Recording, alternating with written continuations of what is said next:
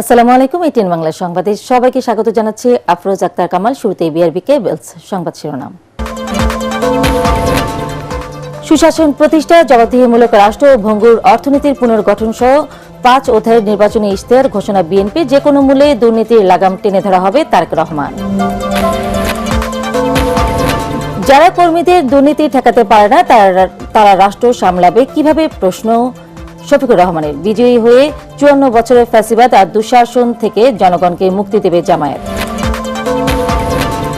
এবং ৫ আগস্টের পরে যারা চাঁদাবাজি, দখল, বাণিজ্য করেছে, নির্বাচনে তাদের প্রত্যাখ্যান করবে জনগণ। সাভারের জনসভায় নাহিদ ইসলাম।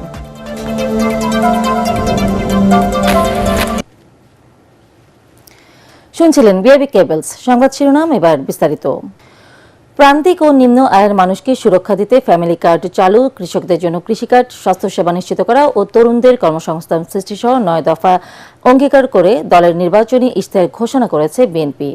রাজধানীর সোনারগাঁও হোটেলে দলের চেয়ারম্যান তারেক রহমান ইশতেহারে রাষ্ট্র ব্যবস্থার সংস্কার, বৈষম্যহীন আর্থ-সামাজিক উন্নয়ন, ভঙ্গুর অর্থনীতি পুনর্গঠন, অঞ্চল ভিত্তিক সুষম উন্নয়ন এবং ধর্ম, সমাজ, ক্রীড়া, সংস্কৃতি ও সংহতি, এই ৫টি বিষয়ের উপর গুরুত্ব দেওয়ার কথা জানান তিনি। বলেন, যে কোনো মূল্যে দুর্নীতি দমন, আইনের শাসন প্রতিষ্ঠা ও জবাবদিহিতা নিশ্চিত করা হবে।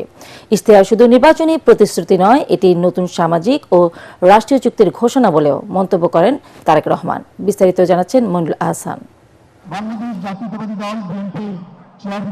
জনগণের ভোটে রাষ্ট্র পরিচালনার দায়িত্ব পেলে আগামী ৫ বছর বিএনপি বাংলাদেশকে কিভাবে এগিয়ে নিতে চায় সেই পরিকল্পনার বিস্তারিত তুলে ধরতে গণমাধ্যমের সামনে দলের চেয়ারম্যান তারেক রহমান।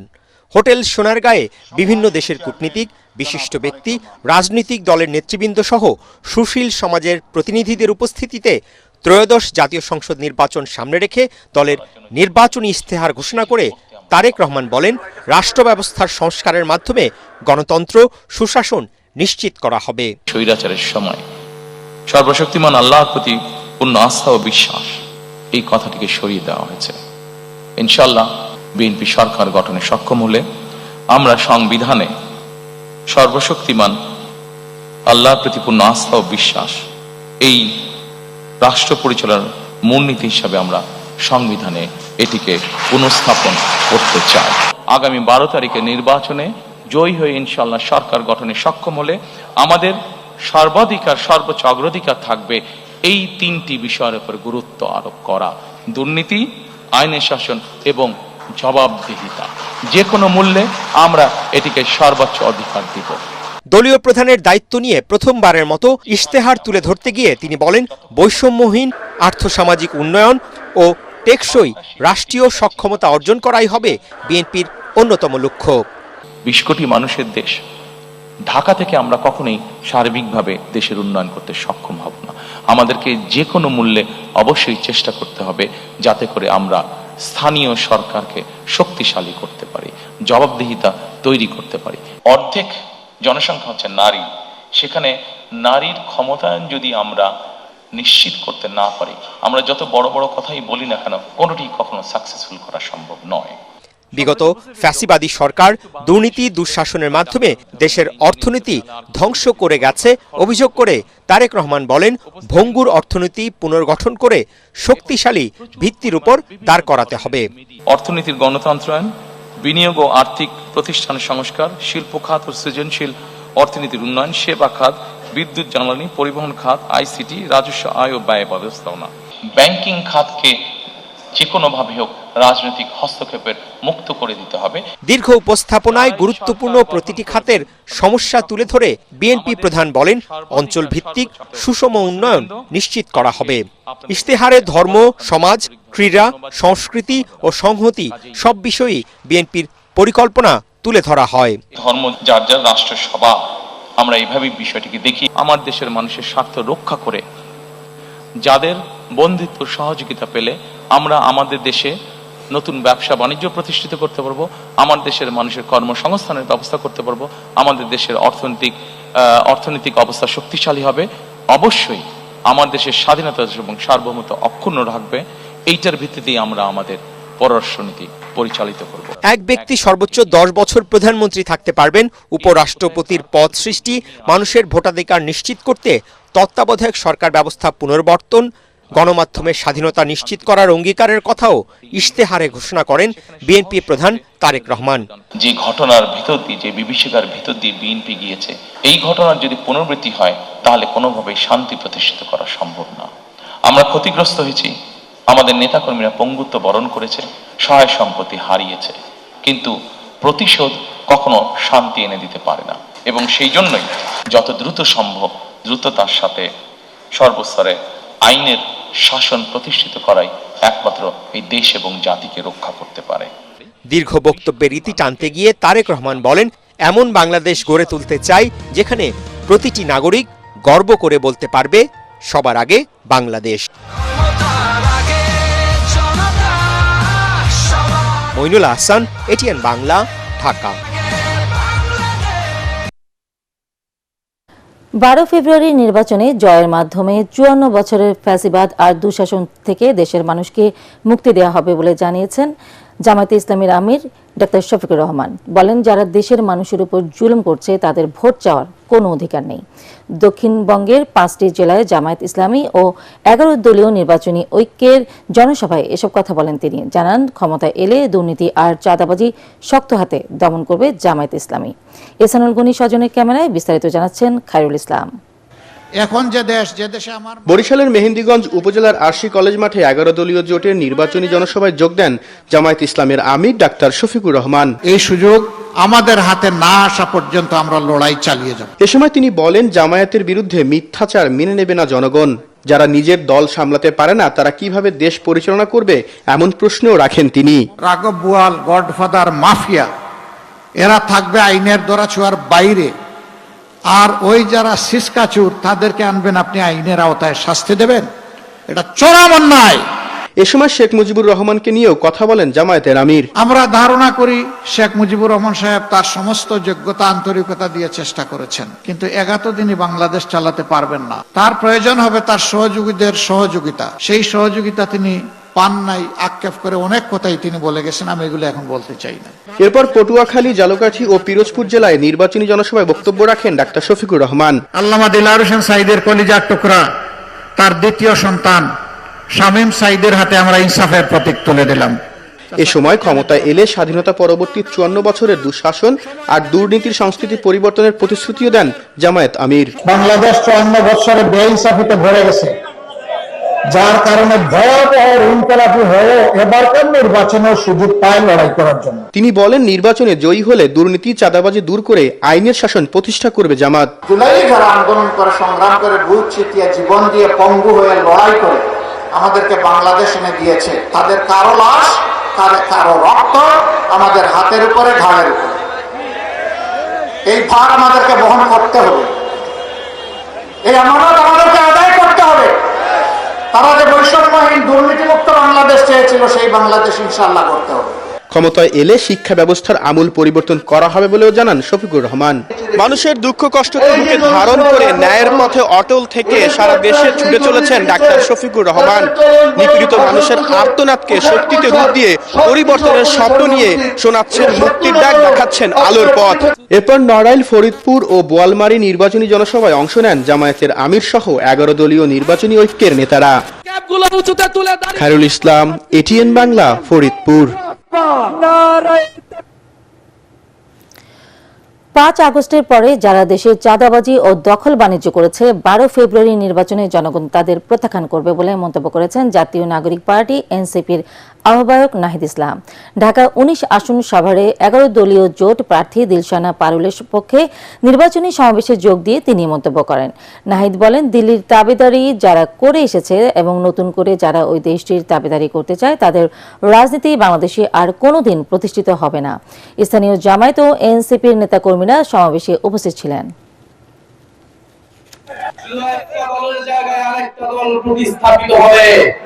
বাংলাদেশের মানুষ সেই কারণে গণঅভ্যুত্থান করে নাই, জীবন দেয় নাই, রক্ত দেয় নাই। আত্মত্যাগের মধ্য দিয়ে আজকে আমরা নির্বাচনে যেতে পারছি।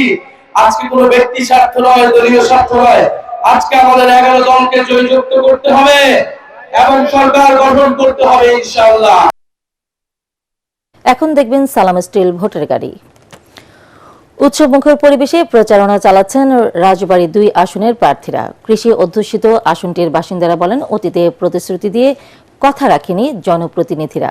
এবার আর আশ্বাস নয়, প্রতিশ্রুতির বাস্তবায়ন দেখতে চান তারা। স্বাস্থ্য ও শিক্ষা খাতে পিছিয়ে থাকা এই আসনের বাসিন্দারা বলছেন, বহুমুখী চ্যালেঞ্জ নিতে হবে আগামীর সংসদ সদস্যকে। রাজবাড়ী প্রতিনিধি লিটন চক্রবর্তীকে সাথে নিয়ে মিজান শাহজাহানের রিপোর্ট। পাংশা, বালিয়াকান্দি ও কালুখালী উপজেলা নিয়ে সংসদীয় আসন রাজবাড়ী ২। কৃষি নির্ভর এই জেলার বড় একটি অংশ পেঁয়াজ আবাদ করে জীবিকা নির্বাহ করেন। পদ্মা নদী মানিকগঞ্জ থেকে রাজবাড়ীকে বিচ্ছিন্ন করায় রাজধানীর সাথে যোগাযোগের জন্য এখানকার বাসিন্দাদের নির্ভর করতে হয় ফেরি বা লঞ্চের উপর। ভোটাররা বলেন, এবার যোগ্য প্রার্থীকেই ভোট দেবেন তারা। আমাদের কথা কি, দেশটা ভালো চললে, কাজকর্ম ভালো করলে, হ্যাঁ, এই যে ভালো। জনগণের বিপদ আপদে থাকে, তারপরে আপনার দেশের অন্যায় অত্যাচার, দেশের দুর্নীতি, এগুলি থেকে জনগণকে বিরত রাখে ভালো একটা সরকার আমরা চাই। স্টেশনতে যাতে ভোট দিতে পারে জনগণ, সেই ব্যবস্থা হলে ভালো। আর সৎ দেখে, ভালো ব্যক্তি দেখে, এটাই তো আশা। রাজবাড়ী ২ আসনে ভোটের মাঠে আছেন ৯ প্রার্থী। বিএনপি থেকে মনোনয়ন পেয়েছেন হারুনুর রশিদ। আমাদের প্রিয় নেতা রাষ্ট্র কাঠামো মেরামতের যে ৩১টা দফা দিয়েছে, আমরা জনগণের ভোটে আমাদের দল রাষ্ট্র পরিচালনার দায়িত্ব পেলে এই দফাগুলো বাস্তবায়ন করলে বিভিন্ন রকম যে সমস্যাগুলো রয়েছে এগুলো ইনশাল্লাহ দূরীভূত হবে। ১১ দলীয় জোটের প্রার্থী হিসাবে মাঠে আছেন এনসিপির জামিল হিজাজি। এমপি হবার পরে ওনার যে সাধ্য বা ওনার কাজের যে এখতিয়ার, সেই এখতিয়ারের মধ্যে যা যা আছে সেই ধরনের বিষয়গুলো আমি সরকারের কাছে প্রস্তাব দিতে চাই। এই আসনে মোট ভোট কেন্দ্র ১৯৮টি। ৫,৫৯,৬৯৩ জন ভোটার ১২ ফেব্রুয়ারি নির্বাচন করবেন তাদের পরবর্তী জনপ্রতিনিধি। মিজান শাহজাহান, এটিএন বাংলা, রাজবাড়ী। বাগেরহাট ১ আসনে মুখোমুখি বিএনপি, জামায়াত ও স্বতন্ত্র প্রার্থী, ফলে জমে উঠেছে নির্বাচনী লড়াই। ভোটাররা বলছেন, দল দেখে নয়, প্রার্থীর যোগ্যতা দেখে ভোট দেবেন তারা। খায়রুল ইসলামের আরেকটি রিপোর্ট। ফকিরহাট, মোল্লারহাট ও চিতলমারী উপজেলা নিয়ে গঠিত বাগেরহাট ১ আসন। এই আসনটিতে পুরোদমে বইছে নির্বাচনী হাওয়া। এই আসন থেকে বিএনপির সাবেক নেতা, এবারের স্বতন্ত্র প্রার্থী MAH সেলিম ২০০১ সালে সংসদ সদস্য নির্বাচিত হয়েছেন। বিএনপির প্রার্থী থাকলেও তিনি আসনের মূল প্রতিদ্বন্দ্বী। যদি আল্লাহ আমাকে এখানে নির্বাচিত করে, আমি চেষ্টা করব বাগেরহাটে যে কর্মসংস্থানের একটা ভালো পরিবেশ সৃষ্টি করার জন্য, এবং এ বাদেও আমার অনেক টাইপের পরিকল্পনা আছে। এবার বিএনপি মনোনয়ন দিয়েছে কপিল কৃষ্ণ মণ্ডলকে, তবে তাকে নিয়ে এলাকায় রয়েছে মিশ্র প্রতিক্রিয়া। এই কপিলের নামে একাধিক রাষ্ট্রদ্রোহী মামলা আছে। নমিনেশন কিনেছেন আমাদের হিন্দুদের নাম ভাঙাইয়ে, এই জায়গায় একটা হিন্দু কাউচারে না থাকে। সে সহসভাপতি ছিল এবং সে একজন আওয়ামী লীগের দোসর। পিছিয়ে নেই জামাতের প্রার্থীও। দাঁড়িপাল্লার প্রতীক নিয়ে মশিউর রহমান খান এলাকাবাসীর সমস্যা সমাধানের প্রতিশ্রুতি দিয়ে ভোট চাইছেন। এই নির্বাচনের ইতিহাস বিশ্বকে জানিয়ে দেবে যে না, বাংলাদেশে গণতান্ত্রিক পদ্ধতিতে উল্লেখযোগ্য কোনো সংঘাত ছাড়াই একটি সুন্দর, ক্রেডিবল, নিরপেক্ষ নির্বাচন অনুষ্ঠিত হয়েছে। তবে ভোটাররা চাইছেন একজন সৎ যোগ্য প্রার্থীকে নির্বাচিত করতে, যিনি কথায় নয় কাজে নিজের যোগ্যতার প্রমাণ দেবেন। কোনো গরিব মানুষ দিনমজুরি, তার কাছে যে ব্যর্থতা না হয়, সঠিক বিচার যাতে পায়, সেই প্রার্থী চাই। আমরা চাই দেশের উন্নয়ন, পাশাপাশি আমার নিজস্ব এলাকার উন্নয়ন। খায়রুল ইসলাম, এটিএন বাংলা, বাগেরহাট। রাজধানীর উত্তরবাড্ডা ও যাত্রাবাড়ি এলাকায় অভিযান চালিয়ে একদিনে 14টি আগ্নেয়াস্ত্র, বিপুল পরিমাণ গোলাবারুদ ও দেশীয় অস্ত্র জব্দ করেছে যৌথ বাহিনী। গ্রেপ্তার করা হয়েছে ৫ অস্ত্রধারীকে। নির্বাচনী পরিবেশকে অস্থিতিশীল করতে এসব অস্ত্রের মজুত করা হয়েছিল বলে জানায় সেনাবাহিনী। জিএম তাসলিমের রিপোর্ট। জাতীয় নির্বাচনের সময় যতই ঘনিয়ে আসছে, ততই বাড়ছে অপরাধীদের তৎপরতা। অপরাধীদের অপতৎপরতা রোধ এবং নির্বাচনী পরিবেশ স্বাভাবিক রাখতে টহল জোরদারের পাশাপাশি বিভিন্ন স্থানে সাঁড়াশি অভিযান চালাচ্ছে সেনাবাহিনী। বৃহস্পতিবার রাতে রাজধানীর উত্তরবাড্ডা পোস্ট অফিস পাড়ায় অভিযান চালিয়ে এসব অস্ত্র উদ্ধার করে যৌথ বাহিনীর সদস্যরা। দেশি বিদেশি মিলিয়ে এখানে অস্ত্র উদ্ধারের পরিমাণ 11টি। এছাড়াও উদ্ধার করা হয় বিপুল পরিমাণ গুলি, ছুরি, ল্যাপটপ ও ওয়াকিটকি সেট। নির্বাচনী পরিবেশকে অস্থিতিশীল করতেই এসব অস্ত্র ও গোলাবারুদ মজুত করা হয়েছিল বলে জানায় সেনাবাহিনী। এখানে গ্রেফতার করা হয় মেহেদী হাসান বিপু নামের একজনকে। অভিযানে 7টি পিস্তল, 3টি রিভলভার, একটি 0.22 মিলিমিটার বোর রাইফেল, 2টি রাইফেল ম্যাগাজিন, 8টি পিস্তল ম্যাগাজিন, 394 রাউন্ড পিস্তল অ্যামুনিশন, 30 রাউন্ড কার্তুজ, 4টি পিস্তল গ্রিপ সাইড কভার, 3টি চাইনিজ কুড়াল, একটি বিদেশি ছুরি, একটি দূরবীন, 2টি ওয়াকিটকি সেট, একটি ওয়াকিটকি ব্যাটারি এবং একটি ল্যাপটপ উদ্ধার করা হয়। এদিকে বৃহস্পতিবার রাতে যাত্রাবাড়ি এলাকায় অভিযান চালিয়ে গ্রেফতার করা হয় শীর্ষ সন্ত্রাসী পিচ্চি মামুন সহ তার 3 সহযোগীকে। তাদের দেয়া তথ্যের ভিত্তিতে একটি বাসায় অভিযান চালিয়ে 2টি বিদেশি পিস্তল ও একটি রিভলভার সহ 5 লাখেরও বেশি নগদ টাকা এবং বিভিন্ন ধরনের মাদকদ্রব্য উদ্ধার করা হয়। গ্রেপ্তারকৃতদের মধ্যে পিচ্চি মাসুমের নামে হত্যা মামলা সহ বিভিন্ন অপরাধের রেকর্ড রয়েছে। এই অভিযানটি বেশ রোমহর্ষক ছিল। ইতিপূর্বে অন্যান্য আইন শৃঙ্খলা বাহিনী বেশ কয়েকবার তাকে গ্রেপ্তার করার চেষ্টা করেছে, কিন্তু সে বিভিন্ন সময়ে পালিয়ে গিয়েছে। সে নিয়মিত তার আস্তানা পরিবর্তন করত এবং তার লোকেশন তার খুব কাছের ব্যক্তিবর্গ ছাড়া কেউ জানতে পারত না। নির্বাচনী পরিবেশ স্বাভাবিক রাখতে বিভিন্ন এলাকায় অপরাধীদের গ্রেফতারে অভিযান অব্যাহত রেখেছে যৌথ বাহিনী। GM Taslim, ATN Bangla, Dhaka. জুলাই 24 শহীদ পরিবার অ্যাসোসিয়েশনের উদ্যোগে রাজধানীতে গণভোটে হাঁয়ের পক্ষে প্রচারণা ও র্যালি অনুষ্ঠিত হয়েছে। কারণ বাজার এলাকায় এই র্যালিতে গণভোট হাঁয়ের পক্ষে ভোট দেওয়ার আহ্বান জানানো হয়। পরে ঢাকা ট্রেড সেন্টারে জুলাই 24 শহীদ পরিবার অ্যাসোসিয়েশনের আয়োজনে আলোচনা সভা অনুষ্ঠিত হয়। এ সময় বক্তারা ভোটারদের গণভোটে হাতে ভোট দেওয়ার আহ্বান জানান। এই সময় জুলাই 24 শহীদ পরিবার অ্যাসোসিয়েশনের সভাপতি আলহাজ শহীদুল ইসলাম ভূঁইয়া, সাধারণ সম্পাদক মোহাম্মদ মহিউদ্দিন ও সাংগঠনিক সম্পাদক মোহাম্মদ কবির হোসেন উপস্থিত ছিলেন। সন্ধানী লাইফ ইন্স্যুরেন্স আন্তর্জাতিক সংবাদ।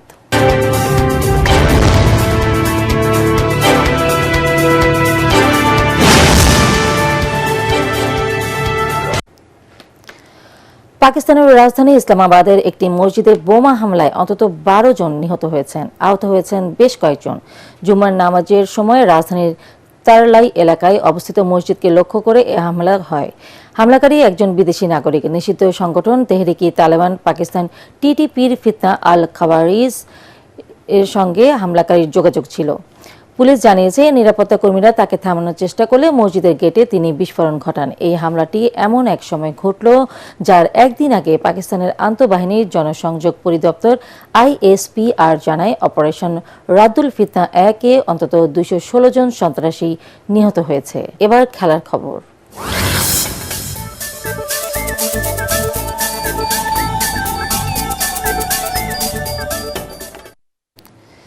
সাফ অনূর্ধ্ব-19 নারী ফুটবল টুর্নামেন্টের ফাইনালে আজ ভারতের মুখোমুখি হবে বাংলাদেশ। তবে শিরোপা নির্ধারণী ম্যাচের আগের দিন বাংলাদেশ দল বাধ্য হয়ে অনুশীলন বাতিল করেছে। নেপালের পোখরায় চলছে সাফ অনূর্ধ্ব-19 নারী ফুটবল টুর্নামেন্ট। এই ভেন্যুর মাঠ অত্যন্ত নিম্নমানের। এ বিষয়ে বাংলাদেশ দলের ব্রিটিশ কোচ পিটার বাটলার প্রথম ম্যাচের পরই অভিযোগ তুলেছিলেন। তারপরও মাঠ পরিবর্তন না হওয়ায় অনুশীলন করতে পারেনি বাংলাদেশ দল। রাউন্ড রবিন লিগে 2-0 গোলে ভারতকে হারিয়েছিল বাংলাদেশ। শেষ করার আগে বিআরবি কেবলস সংবাদ শিরোনাম আরও একবার।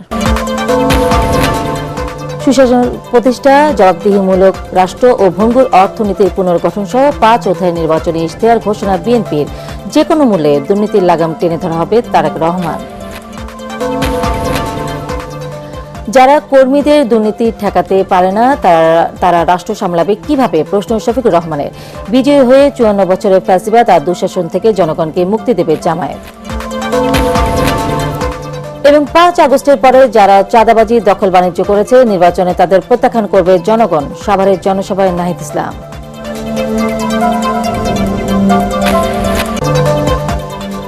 পরবর্তী সংবাদ দেখার আমন্ত্রণ জানিয়ে এখনকার মতো শেষ করছি। এটিএন বাংলা সংবাদ ইউটিউবে দেখতে ব্রাউজ করুন youtube/ATN বাংলা নিউজ। ধন্যবাদ সবাইকে।